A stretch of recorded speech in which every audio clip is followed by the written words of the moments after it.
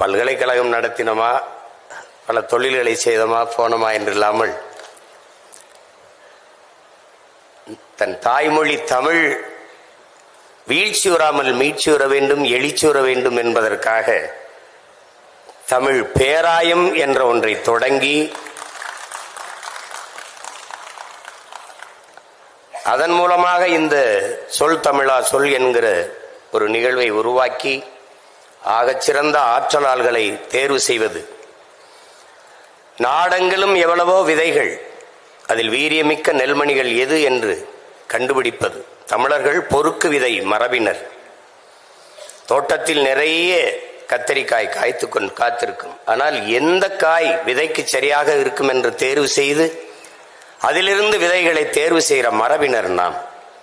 நாடெங்கிலும் எல்லோரும் பேசுவார்கள், ஆனால் ஆகச்சிறந்த ஆற்றலாளர்கள் யார் என்று தேர்வு செய்கிற அந்த வீரியமிக்க விதை நெல்களை தேடி எடுத்து தமிழ் சமூகத்தில் விதைக்கிற அந்த அரிய பணியை செய்து கொண்டிருக்கிற எங்கள் ஐயா பாரிவேந்தர் அவர்களை எவ்வளவு பாராட்டினாலும் தகும்.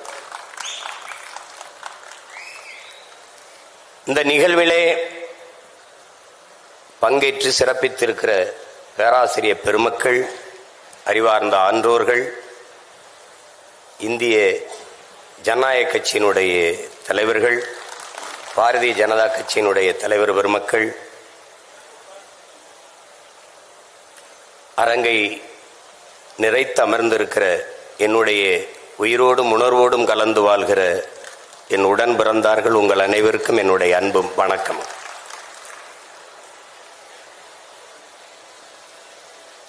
பொதுவாக பேச்சு என்றாலே இங்கே எப்படி பார்க்கப்படுகிறது என்றால், வெற்றி பேச்சு உன் வெட்டி பேச்சு, அவன் ஒரு வெட்டி பேச்சுக்காரன், ஏதாவது வெட்டியா பேசிக் கொண்டிருப்பான். வெற்றி பேச்சு என்று ஒன்று இருக்கிறது. பொதுவாக என் அன்பு பிள்ளைகள், என் அருமை உடன் பிறந்தார்கள், ஒன்றை கவனிக்க வேண்டும். பேச்சு என்பது நம் எண்ணத்தை வெளிப்படுத்தும் கண்ணாடி என்பதை நாம் புரிந்து கொள்ள வேண்டும். இங்கே பேசி பேசியே காலத்தை ஓட்டிட்டான் என்று சொல்வதும் உண்டு, பேசி பேசிய காலத்தை வென்றவர்களும் உண்டு. அது ரெண்டும் உண்டு. சொல் என்பது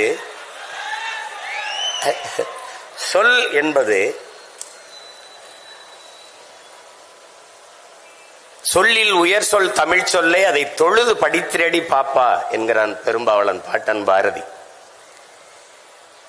ஒரு சொல் கொல்லும், ஒரு சொல் வெல்லும், ஒரு சொல் மனதை காயப்படுத்தும், ஒரு சொல் அந்த காயத்தை ஆற்றும், ஒரு சொல் உறங்கச் செய்யும், ஒரு சொல் எழச் செய்யும், ஒரு சொல் உற்சாகப்படுத்தும். இப்படி சொற்களால் எவ்வளவோ மாறுதலை இந்த சமூகம் பார்த்திருக்கிறது. இன்சொல் இரும்பு கதவையும் திறக்கும் என்கிறார்கள். ஆனால் காந்தியடிகள் வார்த்தைகளை நீங்கள் வாயிலிருந்து எடுத்து பேசினீர்கள் என்றால் அது கேட்பவரின் செவி வரைதான் செல்லும். ஆனால் ஒவ்வொரு சொற்களையும் ஒவ்வொரு வார்த்தைகளையும் இதயத்தில் இருந்து எடுத்து பேசினீர்கள் என்றால் அது செவியையும் கடந்து சிந்தனைக்குள் சென்று செயல்பட தொடங்கும் என்கிறார். அப்படி இங்கே பேசியவர்களை பார்த்தேன். அவர்கள் சொல்லுகிற கருத்துக்களில் நமக்கு உடன்பாடு முரண்பாடு அந்த விவாதத்திற்கு போக வேண்டியதில்லை. தாங்கள் எடுத்துக்கொண்ட கருத்தை வெளிப்படுத்துகிற ஆற்றலில் அவர்கள் மேலோங்கி இருந்தார்கள் என்பதில் யாருக்கும் மாற்று கருத்து இல்லை. வாதத்தை எடுத்து வைப்பவன் சரி தவறு தான் கொண்ட கொள்கையில் எடுத்து வைத்த வாதத்தில் சரியாக இருக்கிறானா, அதுதான் அவனுடைய திறமைக்கு சான்று. அறிஞன் சாக்ரட்டிஸ் ஒருவன் கேட்ட கேள்விக்கு பதில் சொன்னால் அதை வைத்து அவனுடைய அறிவை கணக்கிட முடியாது, மதிப்பிட முடியாது என்கிறான். ஒரு கேள்வியை எழுப்பினால் அதற்கு பதிலாக அவன் மற்றொரு கேள்வியே பதிலாக தருவானையானால் அவன்தான் ஆகச் சிறந்த அறிஞன் என்கிறான். அப்படி இங்கே பேசியவருடைய ஆற்றல்களை அவர்கள் வெளிப்படுத்தினார்கள். இங்கே பேசியவர்கள் எல்லாம் நான் ஆழ்ந்து கவனித்தேன். அதிகப்படியாக ஆங்கில சொற்களை பயன்படுத்தாமல் பேசினார்கள். இளைய தலைமுறை பிள்ளைகள் நாளைய நம்பிக்கை நாற்றுக்கள் சிலப்பதிகாரம் மணிமேகலையெல்லாம் எடுத்து சொல்லி பேசினார்கள். அப்போது என் இலக்கியம் செத்து போய்விடலை, இன்னும் உயிர்ப்போடுதான் இருக்கிறது என்ற நம்பிக்கையை தந்தார்கள். ஏனால் தமிழ் படிப்பதே பாவம் என்று ஆகிவிட்ட நாடு இது. இது பேருக்கு தமிழ்நாடு, தமிழுக்கும் தமிழருக்கும் இது சுடுகாடு. அந்த நிலையில் நாம் வாழ்ந்து கொண்டிருக்கிறோம்.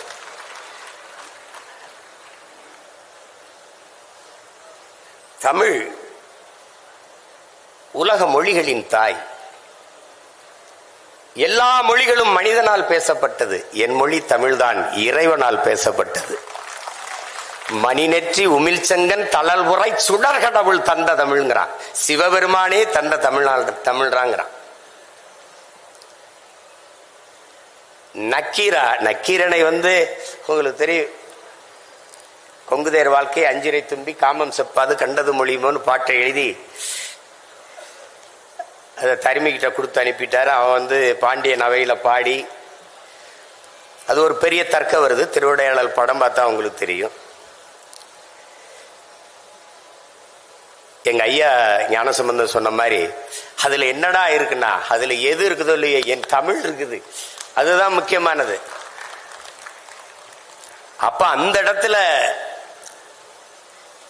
நக்கீரன் பாட்டுல குறை கண்டுட்டாரு. அது பெண்களுக்கு இயற்கையிலே கூந்தல்ல மனம் இருக்காது, வாசனை திரவியங்கள் மலர்களை நறுமணமிக்க மலர்களை சூடுவதால் தான் வாசம் இருக்கும்னு சொல்லி தர்க்கம். கோபத்துல நெற்றிக்கணை திறந்து எரிச்சிடறாரு, சாம்பல் ஆயிடுறாரு. வந்தது இறை என்று தெரிஞ்சிருச்சு. உடனே எல்லாரும் கெஞ்சுறாங்க. பாண்டிய மன்னல் இருந்து எல்லாரும் கெஞ்சின உடனே பொற்தாமரை குளத்துல போய் நீ நக்கீரா எழுந்து வா அப்படின்னு வந்தோடனே, நக்கீரா உன் தமிழோடு சற்று நான் விளையாடவே வந்தேன்கிறார்.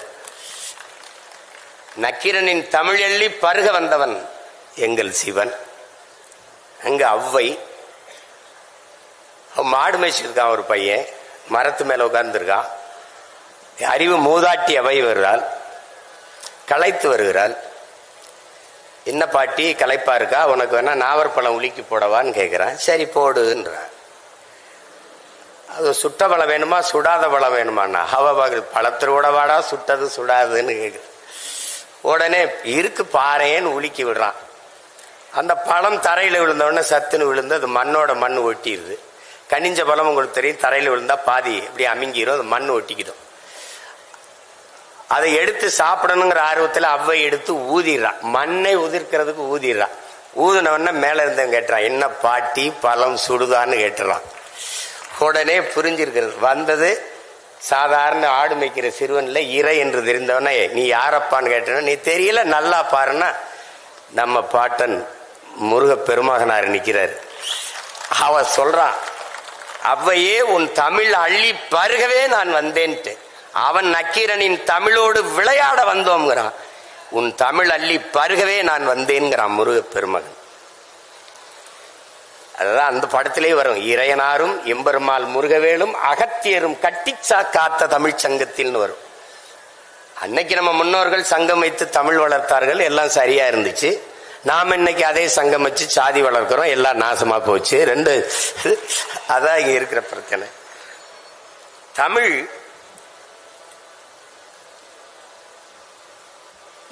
உலகின் எம்மொழியும் துணையின்றி தனித்து இயங்கக்கூடிய உயர்தனி செம்மொழி. இங்கே பேசிய பிள்ளைகள் தமிழில் மருத்துவம் படிக்க முடியுமா, தமிழில் பொறியியல் படிக்க முடியுமா என்று படி. நீ மெடிக்கல் அப்படிங்கிறத அது மருத்துவம் என்று சொல்ல முடியுது. தமிழ்ல மருத்துவம் இருக்கு. இன்ஜினியரிங் பொறியியல்ங்கிற தமிழில் பொறியியல் இருக்கும்போது பொறியியல் தமிழ்ல படிக்க முடியாத, மருத்துவம் படிக்க முடியாதா?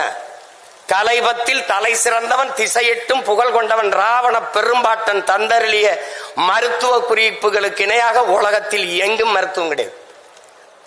என்ன நீ தமிழ் அல்லாத மருத்துவம்ங்கிற? எம்பர்டு ஹுக்கர் அமெரிக்க பெரிய மருத்துவ நிபுணர். ஒரு பொண்ணு வருது, 16 வயசு பொண்ணு, அதுக்கு ஒவ்வாமை நோய். தண்ணி குடிச்சாலும் வாந்தி எடுத்துருது, சாப்பிட்டாலும் வாந்தி எடுத்துருது. என்ன செய்யறது தெரியல. மருத்துவம் கொடுத்து பாக்குறான், ஒன்னும் சரி வரல. வீட்டுல போய் படுக்கிறான், கனவு வருது, நோய் கனவுல வந்துருது. எனக்கும் நோயாளிக்கு இடையில நீ யாரான்னு கேக்குது அந்த நோய். விறுவிறுன்னு நடந்து போய் கதவை பூட்டிட்டு மருத்துவமனையில அந்த பெண் படுத்திருக்க அறையை பூட்டிட்டு வீட்டுக்கு வந்துடுறான். ஒரு 4-5 நாள் கழிச்சு திருப்பி போய் திறக்கிறான். அந்த பொண்ணு மயங்கி கிடந்து கையை காட்டுறா, தண்ணி கேட்கிறா, தண்ணியை கொடுக்குறான், வாந்தி வரல. பசிக்கு ஏதோ கேட்கிறா, இட்லி ஏதோ சாப்பிட கொடுக்குறான், வாந்தி வரல. மருத்துவ குறிப்புல எழுதுறான், எதுவும் சாப்பிட்டது எதுவும் செமிச்சிருச்சான்னு பார்த்து சாப்பிட்டா நோய் இருக்காதுன்னு எழுதுறான்.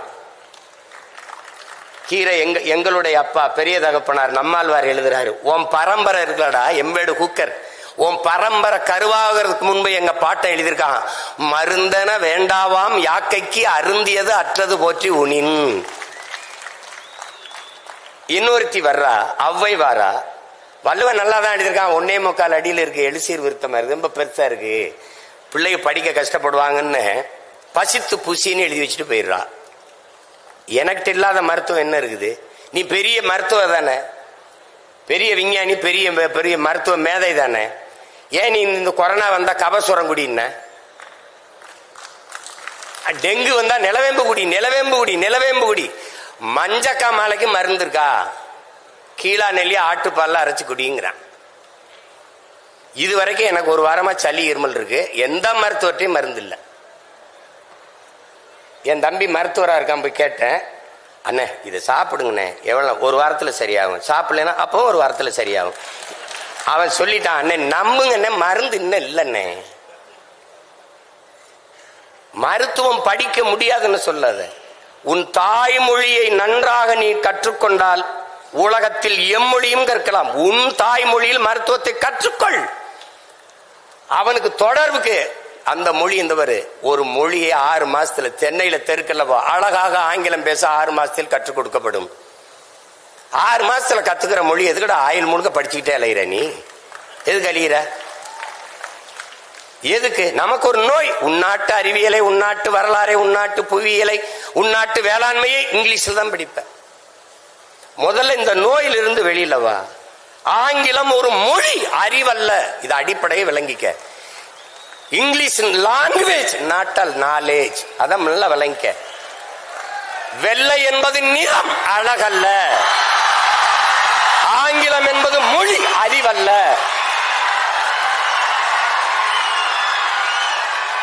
நீ வணங்குகிற நம் தெய்வங்கள் எல்லாமே கருப்பு தான். அந்த திமிர் நமக்கு இருக்கணும். அம்மா போட்டு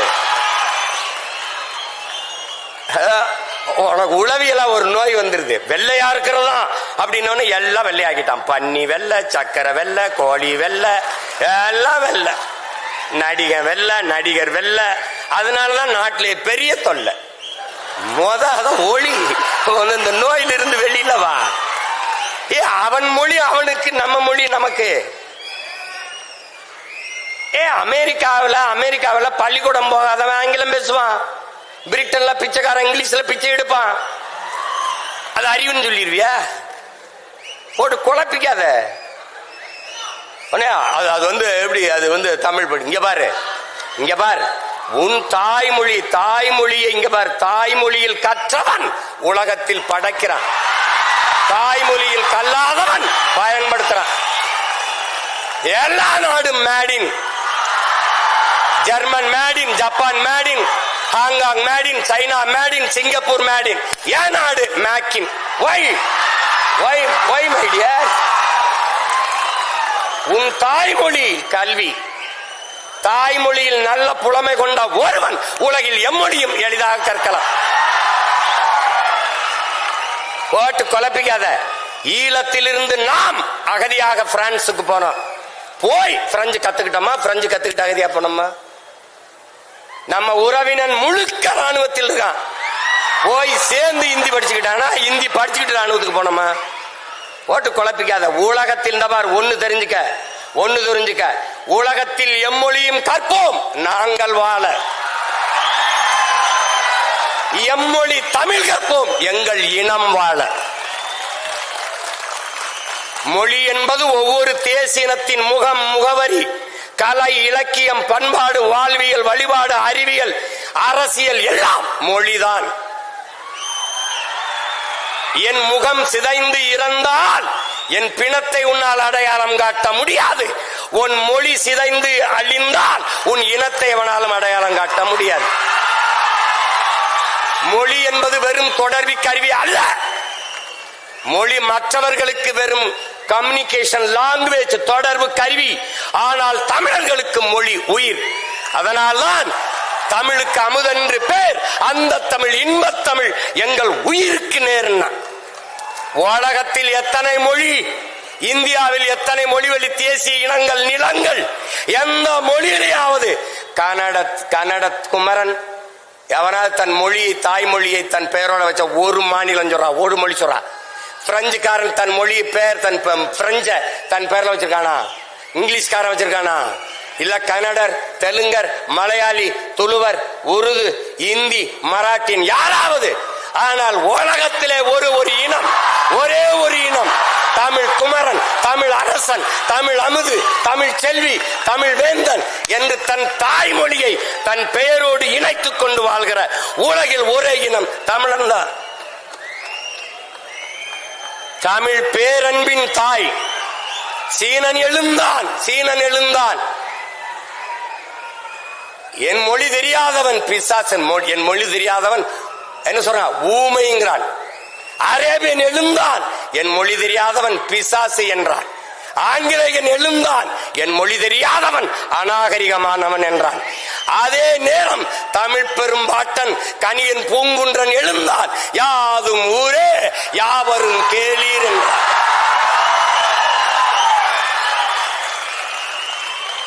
கம்பன், கபிலன், இளங்கோ எல்லோரும் நம் முன்னவர்கள் உலகு உலகு உலகு என்றுதான் உலகம் தழுவி நேசித்து பாடியிருக்கிறான். முன்னந்தோன்றிய நிலத்தில் முகிழ்த்தவர், மூத்த தமிழ் மொழி குணர்வில் மூத்தவர், தென்னன் பாண்டியன் குமரி குடிமையர், திசையெல்லாம் பரந்துலகை அளந்தவர், இன்னரும் இயலிசை நாடகம் யாத்தவர், இந்திய நாவலன் தேயத்து இறைமையர். என்ன வியப்படா இவர்கள் தமிழர்கள். வான்முகில் மலையிடை வாழ்க்கை தொடங்கியவர், வளர்ந்தரு குறிஞ்சியில் காதலை உணர்ந்தவர், தேனுமில் முல்லை மருதம் நெய்தலை தீர ஆய்ந்து நல் இல்லறம் வகுத்தவர், காந்தரு பொருளையும் கலனியும் கண்டவர், கடலின் பரப்பையும் கடந்தையில் சென்றவர். ஏன் தம்பி தெரியுமா இவர்கள் தமிழர்கள்?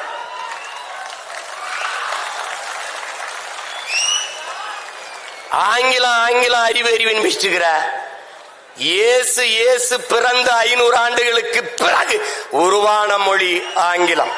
இயேசு பிறப்பதற்கு 500 ஆண்டுகளுக்கு முன்னே தமிழின் தொன்மை இலக்கண நூல் தொல்காப்பியம் இருக்குது, உருவாகல இருக்குது.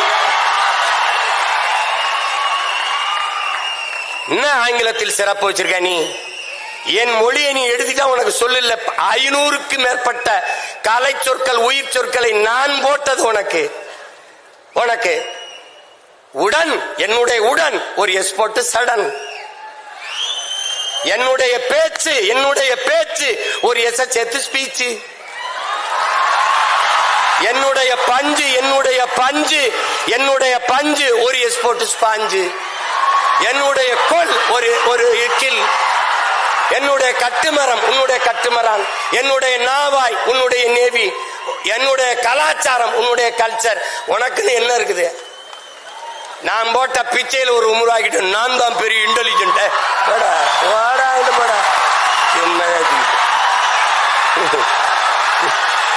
தம்பி, உலகத்தில் எல்லோரும் அவரவர் தாய்மொழியில் பேசுகிறார்கள்.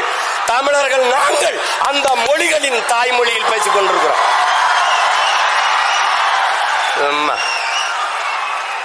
இந்த நாட்டின் பிரதமர் மாண்புமிக்க ஐயா நேரு அவர்கள், ஐயா பிரதமர் மோடி அவர்கள் உலகம் பூரா செல்றாங்க. என்ன சொல்றாங்க? உலகம் பூரா உலகில் முதல் மொழி தமிழ் எங்கள் இந்தியாவில் இருப்பது பெருமை. இந்திய மொழிகளின் தொன்மையை தமிழில் இருந்து அறியலாம். உலகில் பல்வேறு நாடுகளில் மக்கள் தமிழை கற்றுக்கொள்ள பேரார்வம் கொண்டு வருகிறார்கள். நான் சொல்லல, நாட்டின் பிரதமர். ஏய், நீ இங்க பாரு, நீ ஒண்ணு தெரிஞ்சுக்க. பெத்த தாயை பட்டினி போட்டுட்டு எத்தனை ஆயிரம் அன்னதானம் செஞ்சாலும் உனக்கு பலன் இல்லை. தாய்மொழி தெரியாமல் நீ எவ்வளவு பெரிய எவ்வளவு மொழிகளை கற்றாலும் நீ அறிவு கட்டவன். பெத்ததா யாருன்னு தெரியாம நீ எப்படி எப்படி நீ இருப்ப? என்னன்னு சொல்றது? நீ மனநிலை பிறண்டு போனவன், நீ நினைவற்றவன். ஒண்ணுதான் உன் தம்பி தங்கைகளே, ஒண்ணுதான் நீங்க நல்லா நினைச்சுக்கணும். இந்த அரங்கத்திற்கு எத்தனை சாளரங்கள் சன்னல்கள், அத்தனைகளாக உலக மொழிகளை நாம் வைத்துக் கொள்ளுவோம். ஆனால் நுழைவாசலாக இருக்கிற தலைவாசலாக நம்முடைய தாய்மொழி தமிழை நாம் வைத்துக் கொள்வோம்.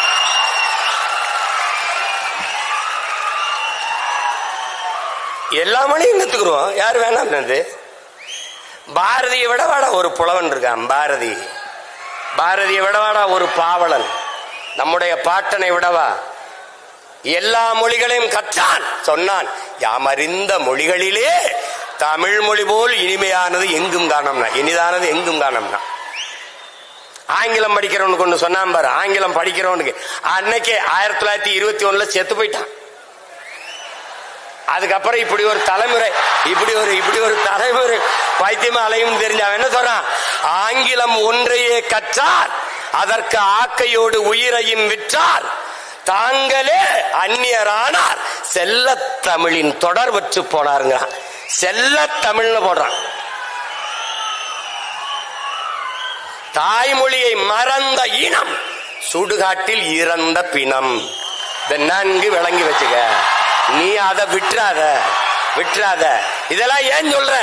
இந்த நிலைக்கு என் தமிழ் மீட்சியே தமிழர் எழுச்சி என்கிறார் மொழி ஞாயிறு தேவனையப்ப பாவாணர் அவர்கள். தமிழ் மீட்சியுற வேண்டும், தமிழர்கள் எழுச்சியுற வேண்டும் என்றால் தமிழ் சாகக்கூடாது. இங்க பார், உனக்கு ஒன்று தெரிஞ்சுக்க. தாய்மொழியை பாதுகாத்த இனங்கள் கடுகாது இருந்தாலும் மலையளவு உயர்ந்து வாழும். தாய்மொழி அழிய கொடுத்த இனங்கள் மலையளவு இருந்தாலும் கடுகளவு சிரித்து வீழும். இதை நன்கு விளங்க. உனக்கு ஒரு திமிர். நீங்க பார், நீ கன்னடனா, நீ மராட்டியனா, நீ மலையாளியா, நீ தெலுங்கனா, நீ பீகாரியா, நீ குஜராத்தியா, நீ யாராவும் இரு. ஆனால் நான் மராட்டியன் என்ற திமிரோடு, அந்த திமிரோடு நீ யாரு? நானா இருக்கேன்.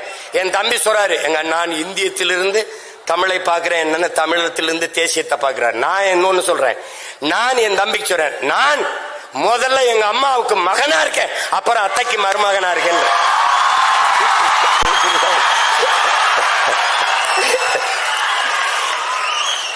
இந்த தேசம் நல்லா இருக்கணும்னா, இந்த நாடு நல்லா இருக்கணும்னா என் வீடு நல்லா இருக்கணும்.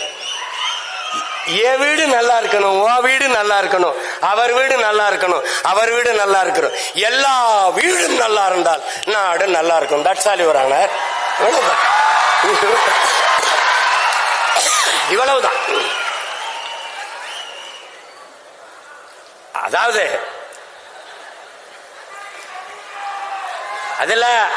அதுல இங்க பாரு, அதுல மருத்துவம் கல்வி, பொறியியல் கல்வி தமிழில் படிக்க முடியுமா என்பதற்கு அதற்கு சான்று இங்க பார். ஈழத்திலே ஈழத்தாயகத்தை கட்டி எழுப்பிய எங்களுடைய தலைவர் மேதகவே பிரபாகரன் அவர்கள் தமிழீழ மண்ணில் மருத்துவத்தை, பொறியியலை, சட்டத்தை தமிழிலே படிக்க வைத்தார். தமிழிலே படிக்க வைத்து பட்டங்களை பெற வைத்தார். அங்கே படித்த மருத்துவர்கள் இன்னைக்கு உலக நாடுகளிலே மருத்துவம் செய்கிறார்கள். போட்டு குழப்பிக்காத. நீ தமிழ்ல படிச்சவன் தான் அப்துல் கலாம்னு ஒருத்தன் அணுகுண்டு கண்டுபிடிச்சு வெடிச்சு இந்தியா வல்லரசு ஆயிருக்கு. யாரு? நம்ம ஐயா மயில்சாமி அண்ணாதுரையிலிருந்து சிவத்திலிருந்து எல்லாரும் தாய்மொழி கல்வியில கற்றவர்கள் தான். நீ என்ன தொடக்க கல்வி தமிழ்ல இருக்கணும் அப்படின்னு வேற இருங்க. அண்ணாட்ட 8ஆம் வரைக்கும் தமிழ் படிச்சா போதும். அதுக்கப்புறம் எம்ஏ தமிழ் இலக்கியம், முதுகலை தமிழ் இலக்கியம் படிச்சவனே பொழிப்புற தேடிக்கிட்டு இருக்கான். எங்க ஐயாவுக்கு தெரியும், தமிழ் துறை பேராசிரியர் எங்க ஐயா இருக்காங்க, ஞான சம்பந்தம். என்னுடைய பேராசிரியர் தோ பரமசிவம், அவருடைய நண்பர். அவரை விட வரலாற்று ஆய்வறிஞனும் என்ன சொல்றது, தொல்பொருள் ஆய்வறிஞனும் தமிழறிஞனும் கிடையாது. அவருடைய மாணவன். நான் சொல்றேன் கேளு. முதுகலை தமிழ் இலக்கியம் படிச்சவனே பொழிப்புரை தேடிக்கிட்டு இருக்கான். பொழிப்புரை தேடக்கூடாது என்று பாக்களை எழுதிய பெருமகன் நம்முடைய பாட்டன் பாரதி தான். நேரடியா அச்சமில்லை அச்சம் என்பதில் ஏன் வந்துட்டான். மற்ற எல்லா பாக்களுக்கும் சங்க இலக்கியத்திலிருந்து எல்லாத்துக்கும் பொழிப்புரை. அப்ப பேரங்க அண்ணா சொல்றாங்க, முதுகலை தமிழ் இலக்கியம் படிச்சவனே பொழிப்புரை தேடிக்கிட்டு இருக்கான், நீ என்னடா எட்டா போட நிக்கலாம்னா, தமிழ் ஒரு பெருங்கடல், நீ கரையோடு நின்னா போதுன்றியேங்கிறாரு. மதம் பரப்பத்தான் வந்தான் ஜோசப் பிஸ்கி வீரமாமுனிவன், மதம் பரப்பத்தான் வந்தான் ஜி போப்பு. இந்த மக்களோடு தொடர்புக்கு தமிழில் படிச்சு பேசினா தான் புரிய வைக்க முடியும்னு தமிழ்ல பேச கத்தான். தமிழின் ஆழம் அவனை ஆழ இழுத்துட்டு போயிடுச்சு. அவன் தான் தேம்பாவணி எழுதுனா, இவன் தான் திருவாசகத்தின் திருக்குறளை மொழிபெயர்த்தான். தமிழ் மாணவன் இங்க உறங்குறான்னு சொல்லிட்டு போனா, இங்க பேசிய ஒரு தங்கச்சி சொல்லுது, என் மொழியில் இல்லாத என்ன இருக்கு உலகத்திலே, உன் மொழியில் பாரு.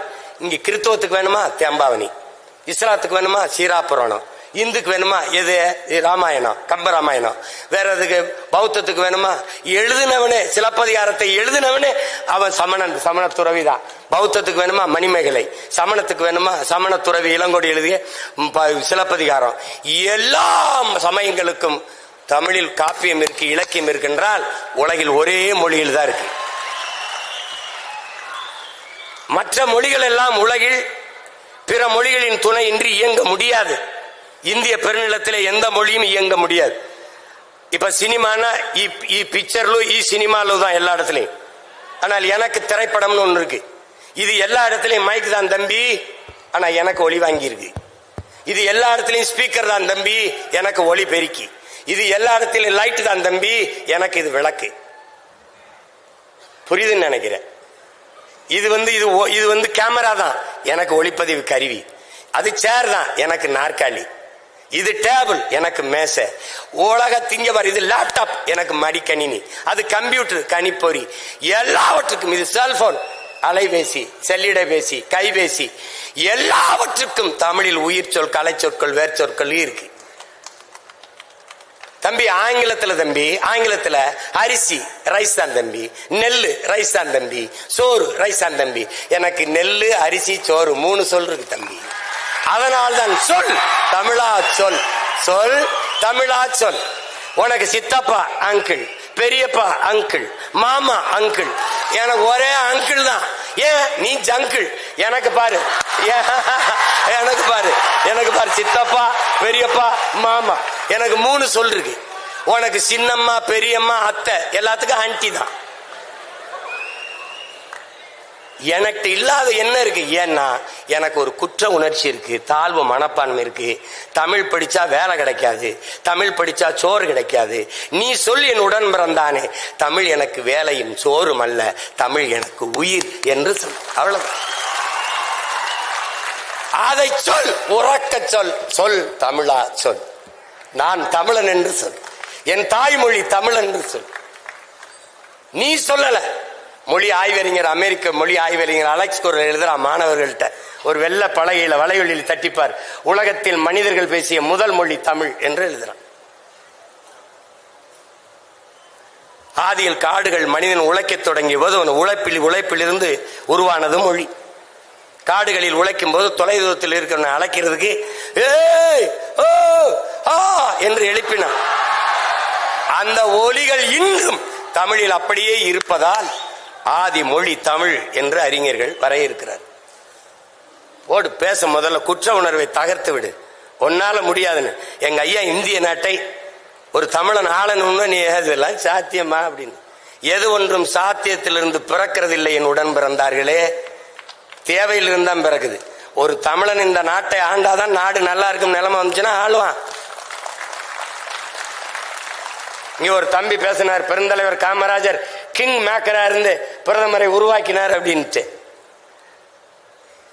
அவர் லார்பூர் சாஸ்திரி அவர் தான் தேர்வு பண்றார் நேரு இறந்த பிறகு. அதுக்கப்புறம் சாஸ்திரி இறந்த பிறகு இந்திரா காந்தி அம்மையாரையும் அவர் தான் தேர்வு பண்றார். அப்ப பக்கத்தில் இருக்க தமிழ்நாட்டில இருந்து போன தலைவர்கள், ஐயா ஐயா எதுக்கு ஐயா எல்லாரையும் அவங்களை இவங்களெல்லாம் தேர்வு பண்ணி நிறுத்திக்கிட்டு நீங்களே நின்னாங்கய்யா. நம்ம சொன்னா போடுவான், நின்னா போட மாட்டான். நான் இவனுக்கு போடுன்னு சொன்னா போட்டுருவான், ஆனா நான் நின்னா போட மாட்டான். ஒரு காலம் வரும், அதுக்கான ஒரு காலம் வரும். தமிழ்நாட்டை ஒரு தமிழன் ஆண்டு இந்திய மாநிலங்களிலேயே மிக முதன்மையான மாநிலங்களாக கல்வி, மருத்துவம், வேலை வாய்ப்பு எல்லாவற்றிலையும் ஆகச்சிறந்த மாநிலமாக உயர்த்தினால் இந்திய பெருநாடு தமிழ்நாடு போல சிறந்து விளங்க என்ன செய்யலாம் என்றால் அந்த நாட்டை ஆண்ட முதன்மை அமைச்சரிடத்தில் இந்திய பெருநாட்டை கொடு என்கிற நிலை வருவாங்க. இவ்வளவுதான். இதுல போட்டு குழப்பிக்காத நீ. ஆனா இங்கே திராவிட மாடலை பின்பற்றினா என்ன? ஓட்டுக்கு 500, அதை எல்லாரும் பின்பற்று.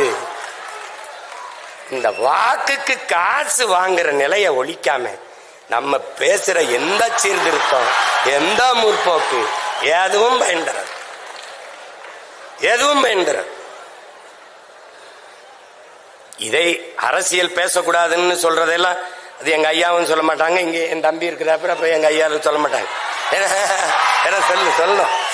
எங்க ஐயா ஞானசம்பந்தத்துக்கு உங்களுக்கு தெரியுமில்ல. இப்ப இங்க வந்து கொஞ்சம் அடக்கி வச்சுட்டு போயிட்டாங்க, நேரம் குறைவு.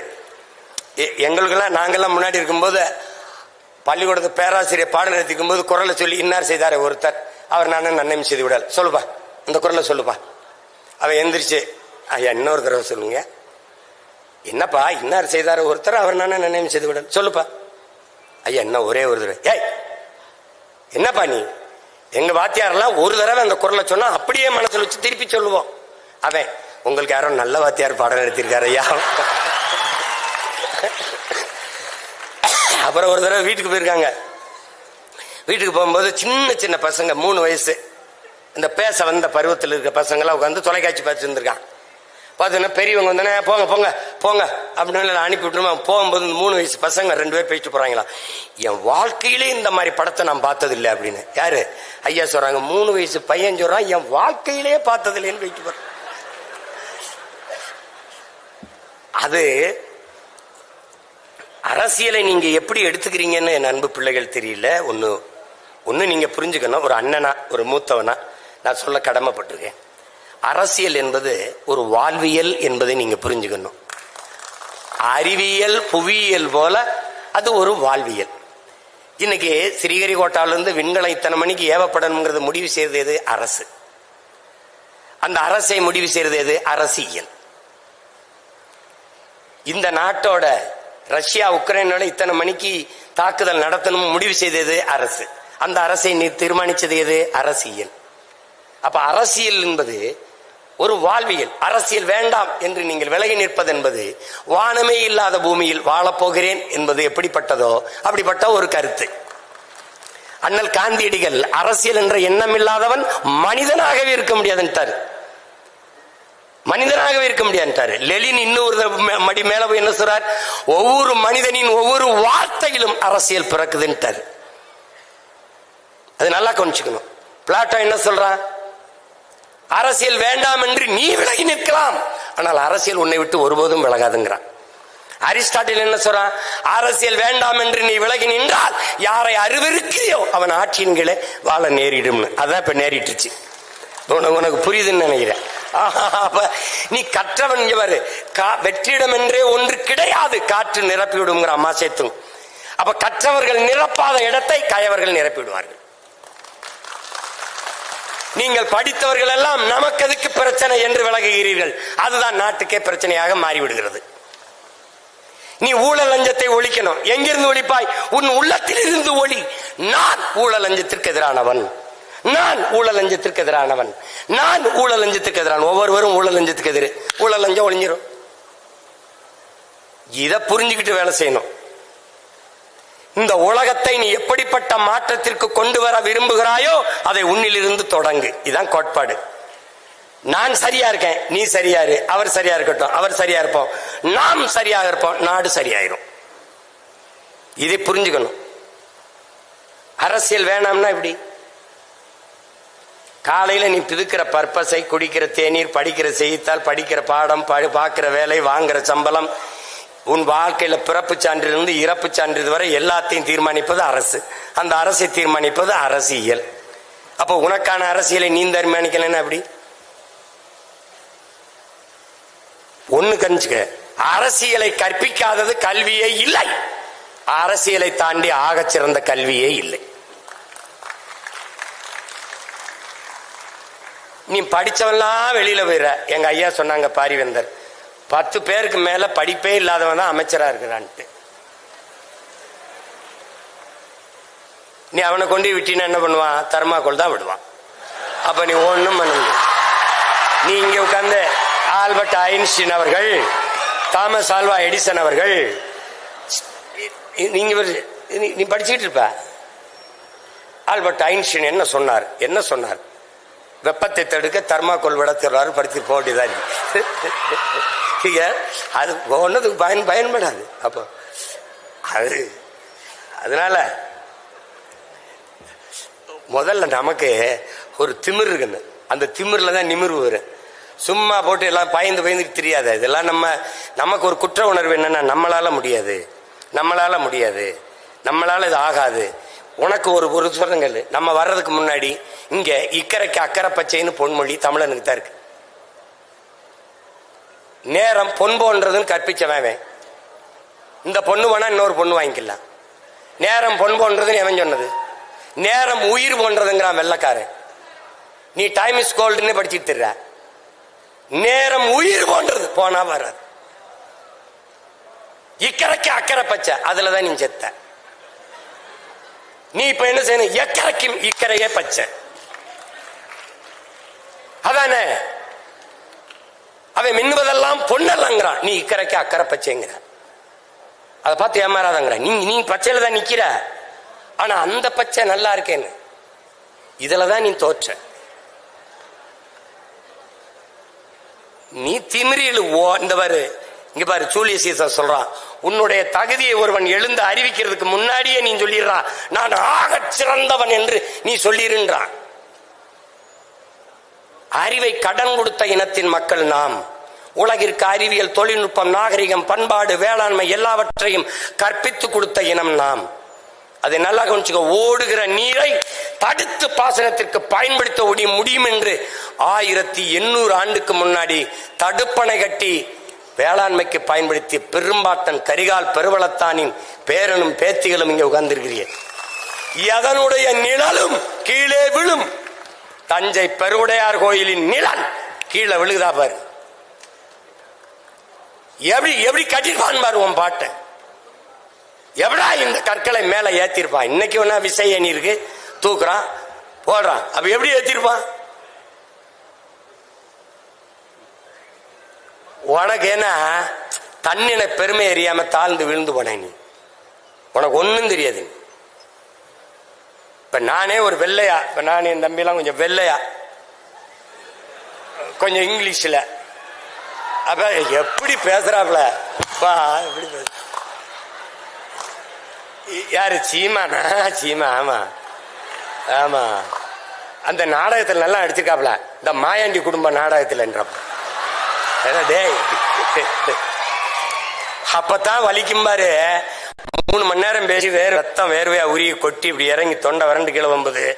சீமா, மாயாண்டி குடும்பத்துல சூப்பரா ஆக்ட் பண்ணிருக்கீங்க. அப்ப என்ன சொல்லு, கர்மம் அதையே செஞ்சுட்டு இருந்திருக்கலாம் போல இருக்குது. இந்த கர்மத்துக்கு ஏண்டா வந்தோம்னு தோணும். இவனுக்காடா இவ்வளவு நேரம் பேசணும்?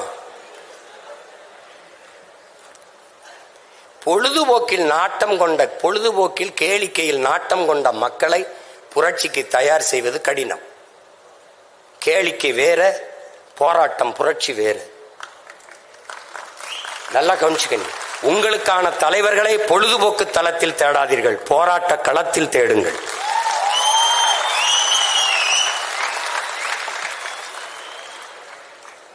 உன் மொழி உணராதவன், உன் மொழி தெரியாதவன் உனக்கு இறைவனா இருக்க முடியாது. உன் வழி உணராதவன் உனக்கு தலைவனா இருக்க முடியாது.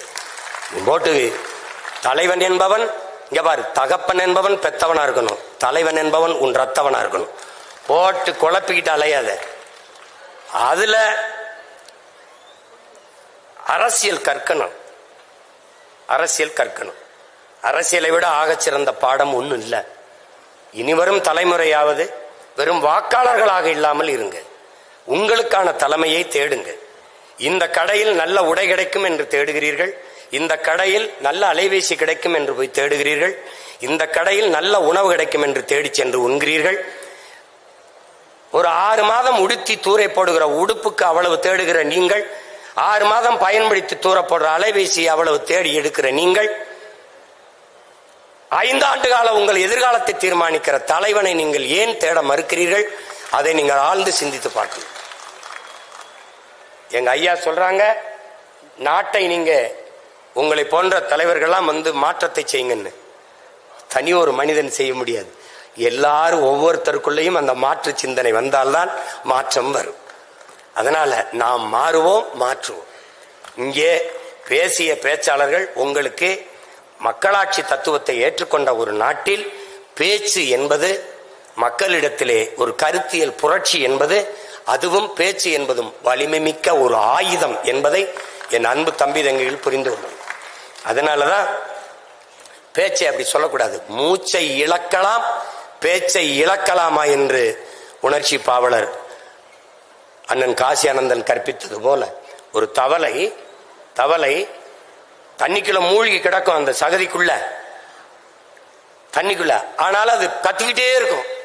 மேல பசியோடு நீஞ்சி போற பாம்பு தவளை இங்கதான் இருக்குதுன்னு தெரிஞ்சு டக்குன்னு போய் சாப்பிட்டுரும். அது கத்தாம இருந்திருந்தா தவளை இங்கதான் இருக்குன்னு அடையாளம் தெரியாம அது போயிருக்கும், கண்டுபிடிக்க முடியாம போயிருக்கும். ஆனால் கத்துனதுனால தன் உயிரை இழந்துருச்சு. பக்கத்துல இருக்கிற ஒரு மீன் அந்த தவளையை பார்த்து சொல்லுது, அந்த தவளை கத்தாம இருந்திருந்தா உயிர் பழச்சிருந்திருக்கும்ல, ஏன் அது போய் கத்திக்கிட்டே இருந்துச்சு அப்படின்னு. அந்த தவளை சொல்லுது, மூச்சை இழக்கலாம், பேச்சை இழக்கலாமா என்று. பேச்சு ஜனநாயகத்தில் மக்களாட்சி தத்துவத்தை ஏற்றுக்கொண்ட ஒரு நாட்டில் பேச்சு என்பது வலிமை மிக்க ஆயுதம். அப்படிப்பட்ட வலிமை மிக்க கூறு ஆயுதத்தை தன் பட்டறையில் வைத்து தீட்டுகிற அரிய பணியைத்தான் தமிழ் பேராயம் இப்போது தமிழ்நாடெங்கும் செய்து கொண்டிருக்கிறது.